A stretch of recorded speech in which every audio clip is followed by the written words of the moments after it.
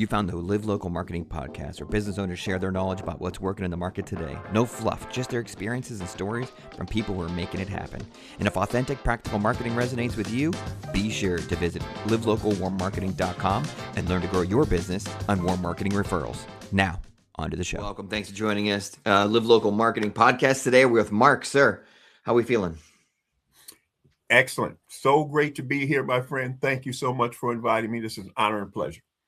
Oh, it's going to be a good one here today. We'll do a little bit of blurb about you for the audience to get a little background, and then we'll get right into the question. So Mark is AKA Mr. Marketing. He specializes in helping small to mid-sized business owners with service providers to uncover and monetize what was once previously considered dead assets, creating new resources. This should be an interesting one here today. Are you ready for the questions? Let's do it, my friend. All right. So talk to us about the first win you had as an entrepreneur. Oh, I was thinking about this. It's such an awesome question. Ladies and gentlemen, I can honestly tell you what really tilted it in the right direction for me when I learned what's called direct response marketing. Everything changed. He said, okay, Mark, what do you mean? You can look it up, or, you can ask this genius right here, Billy, he'll tell you. But the point is, I used to write ads that were statements. And when I learned how to use direct response, which is accountable, let me give you a simple example. If you're, in this case, I'm not trying to step on his toes, ladies and gentlemen, this man is an expert, but if he were, say, trying to help people in foreclosure, pre-foreclosure, get out and avoid, going through all that, he would say 7 little known things your banker doesn't want you to know. I'm sorry, free report reveals 7 little known things your banker doesn't want you to know if you're facing imminent foreclosure, exclamation point. And he'd have you either go to a website, we'll call a capture page, or call and get a PDF or something. But the point is, you see how you're hanging a carrot over the people and saying, hey, are you interested in this? Instead of just throwing out a blanket statement like corporate America does. So that's just a much better way. When I learned that, I'm sorry, I don't know if I answered the question directly, Billy, but when I learned direct response marketing, everything changed. So what are some of your favorite tricks or hacks or strategies in the direct marketing space? Well, like I said, if you're online, ladies and gentlemen, you have to have a carrot. What do you say, Mark? Well, Seth Bain, the great Seth Godin calls it bait, for lack of less crass term. But you got to have a sexy giveaway that's relevant. In other words, Billy, have you ever noticed this?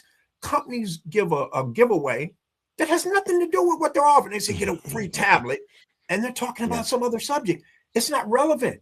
If you own a bakery, you offer a muffin, a bagel, a gallon of coffee, something that's relevant to your audience that they would pay for, but you're offering it to them free. All right. So let's talk about this. So if you have your bait or your magnet or whatever you want to call it, some folks are lead magnet. So let's say when you talk to their businesses about this, how do you set the budget? Because it could be unlimited, this giveaway. How do you help decide what this budget should be and what it should look like for them? Oh, ladies and gentlemen, this man is going deep very early. Okay. He's making a powerful point here. Learn a lesson. You do not pull a number out of, I call it PFA, but pluck from air and say, this is my budget. No, you have to know what we call, Billy, I don't know what your term is. We call it total lifetime customer value. What do you say, Mark? You got to have an idea what that customer is worth over the life of their typical time that they're going to do business with you. That's your budget. You can't invest $5,000 if the lifetime customer value is $3,500. You're going to be out of business. You'll be frustrated. You're going to end up calling Billy to fix everything up. You got to know going in. Now, if you say, Mark, I'm just starting out, I don't know, then you use the industry standard, or you hire an expert like him or me, and we'll come up with something. But you don't, ladies and gentlemen, you don't say $50,000 a month. No. And and if you got that kind of money, contact Billy, contact me. I would almost bet you're overpaying. You don't need to be throwing away that kind of money. But I'm sorry, Billy, to answer your question, you need to know what your customers want. Ladies and gentlemen, don't do it now. When you get off here, I want you to go to Google and YouTube, and I want you to put in, or go to ChatGPT, the free version, say, define total lifetime customer value, and it'll give you a whole blurb of stuff. You'll be ahead of 95% of people out there trying to run a business. So is that where you start with your clients? Do you start with the budget first, or do you start with the marketing idea first? Where do you start with them? Billy, what I want to know is what's working for you right now. I want you to give Got me it. 3 things that are working. Now, once we know what's working, then I say, okay, what's not working? And now I got Mhm. an idea of where my spread and my margin is. I say, Billy, we spent $12 over here. I think we get the same thing done for $4.50. And Billy says, whoa, talk to me. Mhm. You know what I mean? Yeah. And I said, now we'll get a strategy after we know what we're working with. See, most people have the cart, Billy, you know this better than me. They got the cart before the horse. If you're Mhm. starting with the budget, hold it, champ. How do you know what that customer is worth? Where did you come up with that figure? And they can't, 99% of the time, they cannot justify I it. don't know. They can't. All right, so we know direct marketing's your thing. That's where you're going to. So as far as your favorite platform, are we talking in emails? Are we talking in Facebook? Are we putting it on websites? Where are we putting these things? Oh, Well, a quick break before we get to that next answer, because I know that answer is going to be brilliant, which is why I chose this moment to interrupt. If you love what you're seeing and you want to run your business off of warm marketing referrals, visit our website, livelocalwarmmarketing.com. It's got valuable resources, office hours, memberships, the book, an array of resources to help you get rid of cold calls, cold leads, door knocking, and run a business you can be proud of through referrals and warm marketing. Now, back to the show. the direct response, Yeah. anything that you're putting out in front of the public, ladies and gentlemen. Okay, let's say, for instance, Billy and we're both on LinkedIn. We're going to get connected after this. When you write a post, you put what we call a CTA. What's that, Mark? Call to action. It's a fancy way of saying you don't just let them read your content and leave. You make an offer of some kind, and you don't try to sell off the post, ladies and gentlemen. You make an offer of something they would be interested in. Hey, get a consultation, get this free thingy, something. I don't care if you're on Facebook. I don't care if you're offline. I don't care what you're doing. You have to have a direct, in my opinion, the direct response Yeah. type of mechanism. In other words, you don't just put this out there and say, hey, if you're interested in it, give me a call. You specifically go after who you're after, and you say, hey, I've got the aspirin to your headache. You want this? And the people who are interested say, yeah, I want that. So then from there, you obviously you track, right? Are you tracking? And so if so, what systems are you using to track? Billy, you're being funny. Of course, yes. I'm using a white level version of Go High Level, ladies and gentlemen. If you don't know what Go High Level is, it's super fancy software that's out now. It's the click funnels of what they do, and it has everything under one roof. Don't buy this $249 version. You can get something for like $97. And if you don't know how to use it, Billy, I can show you how to use it. But the point is, as he said, it's very important. Otherwise, he's used the word tracking, ladies and gentlemen. Let me put this in context if I can.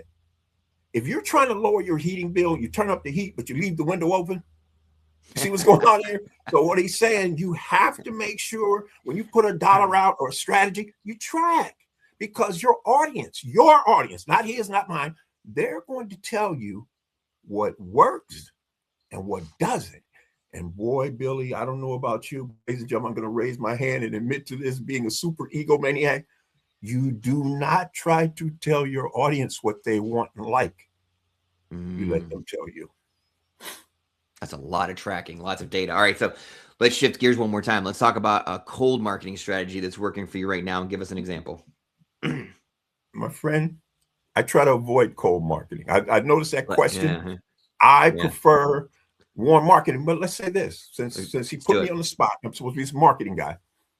If I'm trying to get to Billy, then I'm going to get to somebody that knows him first. And then I'm going to That's have to good. introduce Billy to me. I'm not Billy sitting in a restaurant, getting his eat on. He doesn't know me. And I'm like, hey, Billy, I'm Mark Newsome, Mr. Marketing. You need to have me on your podcast. Who are you? Excuse me. You see, I'm trying to eat here. I mean, I'm going to find somebody who said, Billy, I got a guy. He's a big fan of yours. He's been over to your website. He said he left a couple of comments. He really liked to meet you. And Billy said, well, who is he? He said, oh, he's a marketing consulting guy. He said, oh, really? Yeah, okay. Get my email, my phone number. Ladies and gentlemen, we were talking about this before we went live. I'm not a cold call guy. Cold call guy. I'm not a cold direct messaging guy on LinkedIn. I want no parts of it. No parts of it. I'm looking for a simple way to use some leverage. In fact, Billy, do you have a favorite spot that you like to go to for your mocha or your latte or any of that? Oh yeah, of course we do. Yeah. Okay. Let's say he and I are sitting in his favorite spot. We're chopping it up. I'm picking his brain. He's sharing some stuff. And he says to me, he says, you know what, Mark? I really like some of your unconventional strategies and approaches. Man, I'd love it if you came on my podcast and shared this with my audience. Mm-hmm. I said, It's oh, good. Billy, I'd love to. Ladies and gentlemen, do you see how he and I have just gone from one to one to one to many? That's called leverage. When you buy that $1 million commercial property, you put $100,000 down, but you control that entire $1 million asset, that's called leverage. You and I want, now Billy can tell you better than me, but you want maximum leverage. Cold calling is not leverage. Nope. It's a waste of energy in my part. But now for the people out there who rocking cold calling, you're doing a 7-figure business, keep doing it. And people, if you want to know that stuff, you go to them. But I'm telling you, for me, I want no parts of it. So if the cold, you're more of a lukewarm than a cold. Let's put it that way. Lukewarm and hot. Yes, sir. Let's talk about the lukewarm. So lukewarm, you're asking for connections. If you see people that you know that are connected to people you're trying to meet, totally get it. So does that mean your warm marketing, part of your effective warm marketing strategy, is also being a connector and being intentional with the connections? Hello. In fact, let There me you give you go. a simple example, ladies and gentlemen. If you're a retailer, try this, please. Let's say Billy's retail. He's about to put on closeout or discontinue, whatever the term is he wants to use, a $7,500 deluxe home entertainment system, whatever that entails, Billy, right? Now, the point is, let's use $7,000 and his actual hard cost is half, $3,500. So that's his actual real cost. He puts a big giant sign in his stores when his foot traffic walks in, it says free drawing. This particular, and he, details what it is. You get this and this and this and this and this. What he's doing is he's creating an instant list of hot prospects, because 99% of the time people don't enter a free drawing unless they want the carrot, the lead magnet, the bait that you're holding up. Now, follow this, because Billy's a super astute marketer. Only one person can win the grand prize, right? So after he gets the grand prize, does he do like the cartoon with the bird, splits the apple in half, takes the worm, and then throws the sides of the apple away? No. He's got some prospects he can follow up with. Everybody who didn't win, you are the second grand prize winner. And if he's sending email, he's going to send you an email that says, congratulations, exclamation point. That's the subject line. What? You click it. He says, hey, and he's got our name set up in the system. He says, hi, hey, dear Mark, thanks for entering my contest on, my free drawing on this date. Unfortunately, you weren't the first grand prize winner. That went to Joe Smith. However, you won an extremely valuable, extremely time-sensitive second grand prize. Now get this. Good. I'm going to show you guys the McDonald's technique. Billy and other experts that I've learned this stuff from, we all do this in some form or fashion. Billy says, you come to the store by this date, and you're going to save 10% on your first $100 up to $100. That's not very sexy. It's not supposed to be. He says, however, simply for dragging a friend who's at least 18, you save a maximum of 40% or X. In other words, it's got to be brain dead enough that you say, okay, it makes more sense for me to go out here and recruit for this man and bring somebody to his store. He knows the more people come to the store, the more money he's going to make. You follow me, ladies and gentlemen? Now, here's the other thing, because see, Billy's an expert marketer. He knows once he builds that list, people like me that don't know how to build lists, but have a product that his customers will like, he says, hey, Mark, you know what? I call this, oh, by the way, Billy, you know why we call that the McDonald's technique? What I just shared? No. Dragging a friend? I mean, of course you do, but so we'll share it with your audience. Ladies and gentlemen, we call that the McDonald's technique because you answer this question. All over the world, every day, 7 days a week, somebody walks in, drives through McDonald's and says, can I have the strawberry shake and the quarter pounder with cheese? And that cashier, all of 16 to 25 years old, comes back with 8 of the most powerful words in marketing. Billy, is it okay if I share 8 of the most powerful words in sales and marketing with your audience? Do it. They say, would you like fries with that? Bam, we call that an upsell. I don't know what Billy Sturb is. Income multiplier, whatever you want to call it. Now, notice something, ladies and gentlemen. I went to public school and graduated. I said the 8 most powerful, but that looked like that was 6, Billy. Let me share this again. Would you like fries with that? That's 6. Well, what's the other 2, Einstein?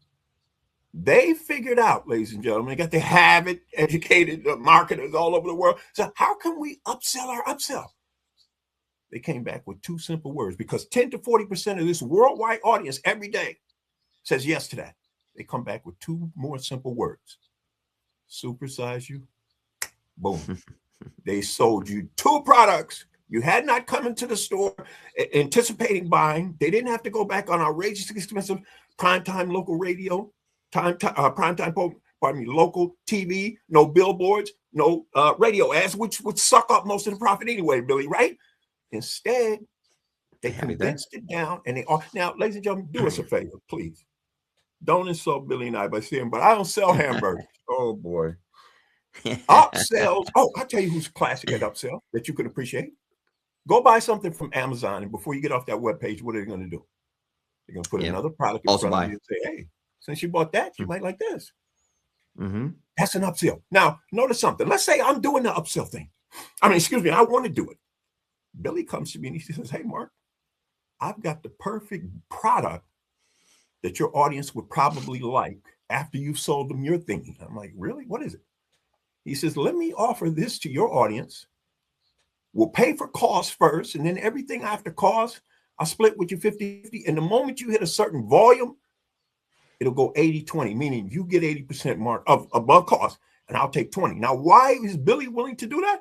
Because he knows the total lifetime customer value of his customer. He says, I'll give away this on the front end. So I'm going to net the referrals, the repeat sales, testimonials, all of that's money in the bank for him.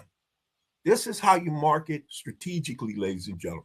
You either get Billy or you get somebody like me, and we'll show you how this thing is done. That's awesome. All right. So with the examples, all of your knowledge, what would you consider your best habit to be? Because you just spewed out a lot of examples, a lot of resources, a lot of information. Name one. What's the best one?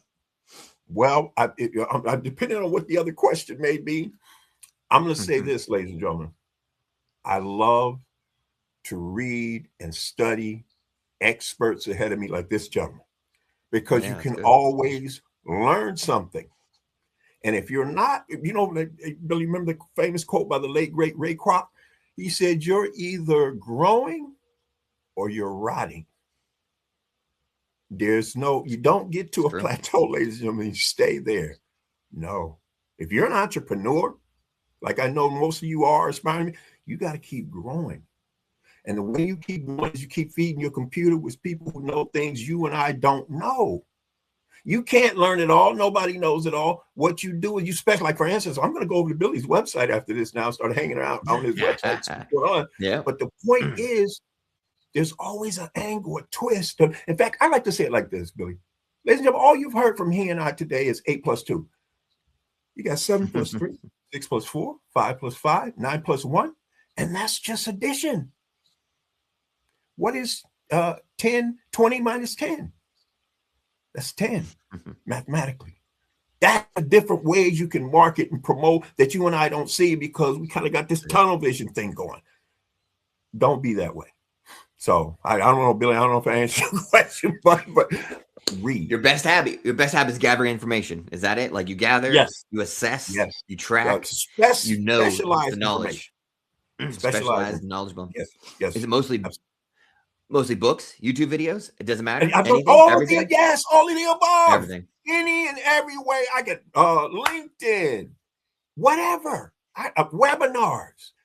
Oh man, in fact, most people, and I bet you even you are guilty of this, but we got more stuff on our hard drive than we're ever gonna get at, right? Just but I love to cherry pick. I go back through, ladies and gentlemen. I have, if you go to Spotify.com, I haven't put out any content in this thing in years, Billy. I got really sick a few years back and I had to stop. But I had a podcast and it's called The Marketing Minute. This is The Marketing Minute, Mark Newsome. And I had 109 episodes. And I like to just go back and play. I'm like, oh man, I forgot I even said that. And I got a blog post. I got an email. You're right. You know what I mean? So all kinds of stuff. You're an ABL, right? Always be learning. Yeah, I try to be. Yes, I love that. ABL. Got it. Your ABL. You can use that one for later. All right. So Absolutely. of all the stuff you've done, what's the best marketing advice you've ever gotten? You know what? That's why I was kind of hesitant about the last question. I'm so glad you asked that. Ladies and gentlemen, this is the answer that I'm going to give you, and I got to clean it up so that in case it's like not connected. No, it's nothing dirty. It's not connected. Okay. When I was a youngster trying to sell gym memberships, the owner was a multimillionaire at 19. This guy was in his 40s now. And we were talking one day, Billy, and I'm all of 21, 22. You know what I mean? Fresh out of the hood. I don't know anything. I just thought I did, right? And we're talking, and everything this guy was trying to tell me, I was refuting. His name was Angelo. And I said, oh, come on, Angelo. That's not right. But finally, he said to me, just as calm, like he's talking to his son, Billy. He said, Mark, why is it I have the money and you have all the answers? And I burst up laughing, man, because I'm like, right. And so I said that to say, he said, okay, wait a minute, what does that have to do with his question? He said, Mark, there's an old saying, the top salespeople in the world have a saying. There's a good reason why the good Lord gave us 2 of these and 1 of these. He said, that's the ratio, right. Professional uses. I never forgot that. So you say, okay, but yeah, Mark, what does that have to do? What that means is study your market. Find out what they want, what their needs are, what their dislikes are. And it's a lot easier. No, I'm sorry, not easier. Simpler to write persuasive copy, to make sexy offers. If you, in other words, I'm the doctor. Billy comes to me and I say, oh, you have blah, blah, blah. And you're like, Billy's like, you haven't even run any tests, dude. You know, how are you giving me a diagnosis? That's what we tend to do. Don't do that. Okay. Listen. Let them lead us, you. And they, ladies and gentlemen, they know what they want. They know what they don't. They'll tell you if you listen. Sit back and listen. That's great advice. All right, so we're moving into the last question, and then we'll get into your business and let you do the outro. So the last question we have here today, talk to us about a time where you had a loss that turned out to be a win.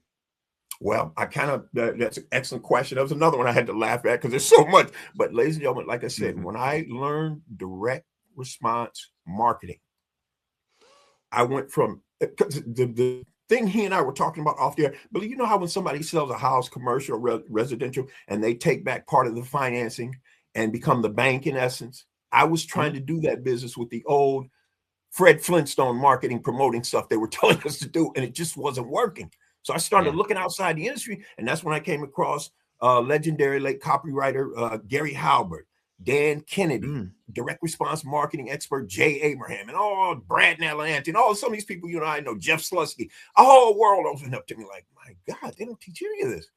When I learned that, I turned it. In fact, Billy, I turned it around so well that I started writing articles in some of the big time back in that day, promoters who would put on these big giant conventions. And I started getting invited to these things, man, because these people had not heard this stuff. And I was teaching them direct response marketing because a lot of people say, okay, I see how that will work over here. How does this work for my industry? And so it was like, okay, this is taking candy from a baby. They really don't see how to connect the dots. So I was showing them. And then now, and I would say still now it's probably 50% antiquated. But the point is, and I'm sorry, I can get a little long-winded there, Billy. My point is good. Direct response, ladies and gentlemen, go Google what is direct response marketing and what is direct marketing.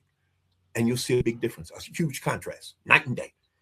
And that's, in my opinion, if you're going to write ads, especially PPC, pay-per-click, or offline ads, use direct response. And one other thing, Billy, if I can really quick, ladies and gentlemen, you got to do something really, really, really super important. You got to do something called A/B split test. You see how he's on one side of the screen, I'm on the side of the other? You do 2 different premises, this or that, and you let your audience tell you.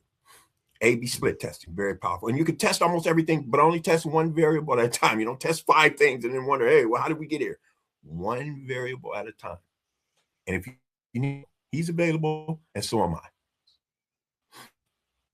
That's awesome. All right, so I'm sure we could probably do this for another 45 minutes. Talk about like the split testing, and we talk about how AI can be integrated in data collection, and we have like so many different things we could be talking about. But today, the time is the time. we need you to talk about your business and how people can get a hold of you so that way they can have a conversation about how direct marketing can work for their business with you.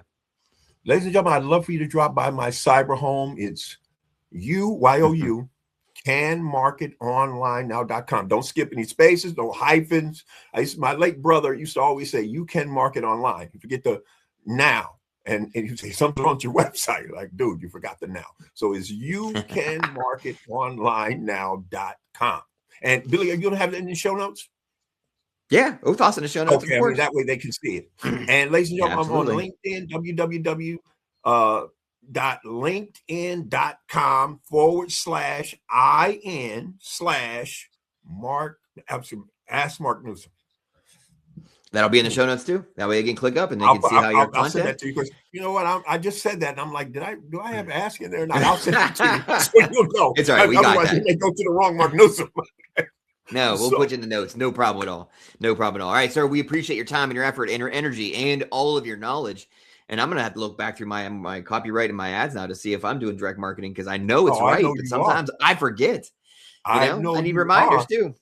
Yeah, absolutely. So he's right, ladies and gentlemen. The professionals go back to the fundamentals at least once a year. And that's how you do. Do we have time for one 30-second little quick blurb? You got it. The Super Bowl just got played, right? Ladies and gentlemen, I don't know if some of you know, but that trophy that they give them, the Lombardi Trophy, that's named after legendary coach, the late great Vince Lombardi. And they said after he transformed the Packers into Super Bowl champions, they were winning. They played championships first. They merged the league, then became Super Bowl. They said when he would start training camp every year, he would take a deflated football, stand up in front of the veterans and the rookies and say, gentlemen, this is a football. Meaning the fundamentals. That's what it's all about. I can just say, I got to go back and make sure. Are you using headlines? Oh, he'll have me back another time because, Billy, we got an email strategy that's going to blow their mind the next time you have me on here. All right, man. This was just part 1. So make sure you reach out to him in the meantime. And then we'll do part 3, 5, 7, 10, 20. We'll make it a series. We'll do whatever we got to do. Like a plan to me, friend. All right, man. We appreciate your time and your help today. It was my pleasure to be here. Thank you, brother.